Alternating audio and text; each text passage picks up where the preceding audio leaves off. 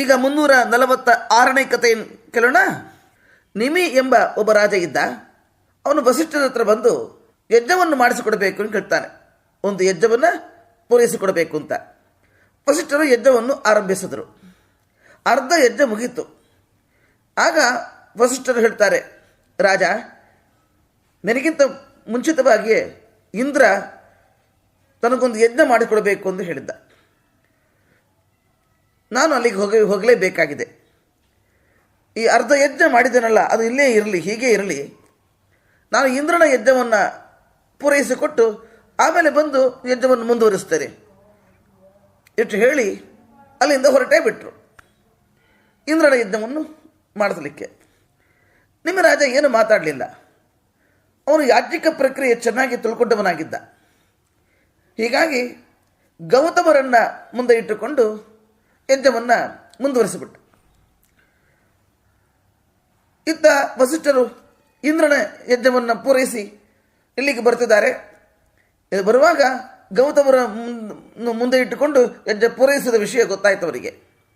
ಸಿಟ್ಟುವಂತವರಿಗೆ, ನಾನು ನಿನಗೆ ಗುರುವಾಗಿದ್ದೇನೆ, ನಾವು ಹೇಳಿದೆ ಇಂದ್ರನ ಯಜ್ಞ ಪೂರೈಸಿಬಿಟ್ಟು ನಿನ್ನ ಯಜ್ಞವನ್ನು ನಾನು ನಡೆಸಿಕೊಡ್ತೇನೆ ಅಂತ ಹೇಳಿ. ಹಾಗಿದ್ದರೂ ನನ್ನ ಆಜ್ಞೆಯನ್ನು ಉಲ್ಲಂಘನೆ ಮಾಡಿಬಿಟ್ಟಿಯಲ್ಲ, ಇನ್ನೊಬ್ಬರನ್ನು ಇಟ್ಟುಕೊಂಡು ಯಜ್ಞ ಮಾಡಿಸಿಬಿಟ್ಟಿಯಲ್ಲ ನೀನು, ಅಷ್ಟೇ ನನಗೆ ಗಡಿಬಿಡಿ. ತಾಳ್ಮೆ ಇಲ್ಲದವ ನೀನು ಸತ್ತೇ ಹೋಗು, ನೀನು ದೇಹ ಬಿದ್ದು ಹೋಗಲಿ ಅಂದರೆ ಶಾಪ ಕೊಟ್ಬಿಟ್ರು. ಆಗ ನಿಮಗೆ ಹೇಳ್ದ, ನೀವೇನು ಸ್ವಾಮಿ ಅರ್ಧ ಹೆಜ್ಜೆ ಇಲ್ಲಿ ಮಾಡೋದು, ಆಮೇಲೆ ಪುನಃ ಅಲ್ಲಿ ಹೋಗೋದು, ನಿಮ್ಗೆ ನಿಮ್ಮದು ಲೋಭತನ. ಇಲ್ಲಿಯ ದಕ್ಷಿಣೀಯ ಬೇಕು, ಅಲ್ಲಿಯ ದಕ್ಷಿಣೀಯ ಬೇಕು, ಯಾವುದನ್ನು ಬಿಡಲಿಕ್ಕೆ ಮನಸ್ಸಿಲ್ಲ ನಿಮಗೆ, ಎಲ್ಲ ನಿಮಗೆ ಸಿಗಬೇಕು ಅಂತ ಅಲ್ವಾ? ನೀವು ಸತ್ತು ಹೋಗ್ರಿ, ನಿಮ್ಮ ದೇಹ ಬಿದ್ದು ಹೋಗಲಿ ಅಂತ ಅವನು ಶಾಪ ಕೊಟ್ಟ. ಅವನು ಒಳ್ಳೆ ತಪಸ್ವಿಯಾಗಿದ್ದ. ಹೀಗಾಗಿ ಇಬ್ಬರು ಮಾತು ಫಲಿಸಿತು. ವಸಿಷ್ಠರ ಶಾಪದಿಂದ ನಿಮಿಯ ದೇಹ ಬಿದ್ದೋಯಿತು, ನಿಮಿಯ ಶಾಪದಿಂದ ವಸಿಷ್ಠರ ದೇಹ ಬಿದ್ದೋಯಿತು. ಅನಂತರ ವಸಿಷ್ಠರು ಮಿತ್ರಾವರ್ಣರಿಂದ ಒಂದು ದೇಹವನ್ನು ಪಡೀತಾರೆ. ಊರ್ವಶಿ ಮಿತ್ರಾವರ್ಣರಿಂದ ಒಂದು ದೇಹವನ್ನು ಪಡೀತಾರೆ.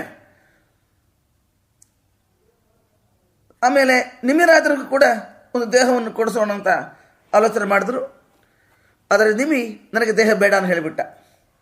ಈ ಸಂಸಾರ ಬಂಧನ ಸಾಕು ಅಂತ ಹೇಳ್ದ. ಆಗ ಎಲ್ಲ ದೇವತೆಗಳು ಹೇಳ್ತಾರೆ, ಎಲ್ಲರ ರೆಪ್ಪೆಯಲ್ಲಿ, ಕಡ್ಡಿನ ರೆಪ್ಪೆಯಲ್ಲಿ ನೆಲೆಸಿದ್ದು ನೀನು ಸಾಧನವನ್ನು ಮುಂದುವರಿಸಬೇಕು ಅಂತ ಅವನಿಗೆ ಅನುಗ್ರಹ ಮಾಡಿದ್ರು. ಅನಂತರ ಅವನ ದೇಹವನ್ನು ತಿಕ್ಕುತ್ತಾರೆ. ಅವನ ವಂಶ ನಿಲ್ಲಬಾರದು ಅಂತ ಹೇಳಿ ದೇಹವನ್ನು ತಿಕ್ಕುತ್ತಾರೆ. ಆ ದೇಹದಿಂದ ಒಬ್ಬ ಪುರುಷ ಹುಟ್ಟಿದ. ಅವನಿಗೆ ಜನಕ ಅಂತ ಹೆಸರು. ಜನಕ ಅಂತ ಹೆಸರಾಯಿತು. ಮಥನ ಮಾಡಿಸಿಕೊಂಡು ಹುಟ್ಟಿದ ಕಾರಣ ಮಿಥಿಲ ಅಂತಲೂ ಅವನಿಗೆ ಹೆಸರಾಯಿತು. ವಿದೇಹ ಅಂತಲೂ ಕೂಡ ಅವನಿಗೆ ಹೆಸರಾಯಿತು. ಹೀಗೆ ಜನಕನ ವಂಶಕ್ಕೆ ಒಂದು ರೀತಿಯಲ್ಲಿ ವಸಿಷ್ಠರು ಕಾರಣರಾಗುತ್ತಾರೆ. ಇಂತಹ ವಸಿಷ್ಠರಿಗೆ ನಮಸ್ಕರಿಸಿ 346ನೇ ಕಥೆಯನ್ನು ಪೂರ್ಣಗೊಳಿಸ್ತಾ ಇದ್ದೇವೆ. ಶ್ರೀಕೃಷ್ಣ ಅರ್ಪಣಮಸ್ತು.